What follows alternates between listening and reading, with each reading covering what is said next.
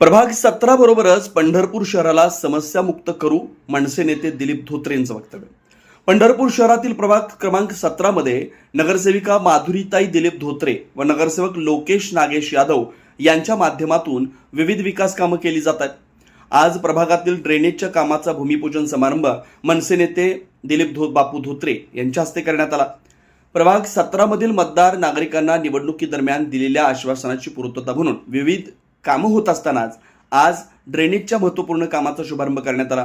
यामुळे प्रभागातील नागरिक नगरसेवकांप्रती समाधान व्यक्त करतात. प्रभागातील विजेचा प्रश्न असो, रस्त्यांची समस्या असो, पिण्याच्या पाण्याची समस्या असो, या सर्व समस्या तातडीनं आणि वेळोवेळी पूर्ण करण्यात आल्या असून ड्रेनेजची समस्या ही आता मार्गी लागलेली आहे.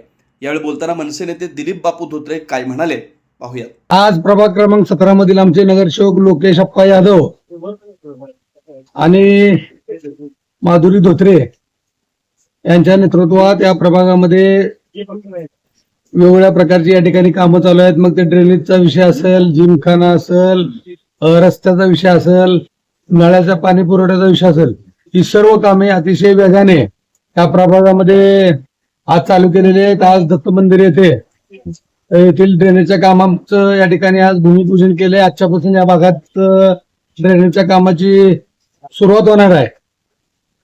नगरपालिकेची सत्ता बदलली आणि आमच्या लोकप्रिय नगराध्यक्षा विनीताई भालके आणि आमचे नेते भगीरथ दादा भालके असतील, अनिल दादा सावंत असतील, सगळ्यांच्या नेतृत्वात या ठिकाणी पंढरपूर शहराचा सर्वांगीण विकास या ठिकाणी होत आहे.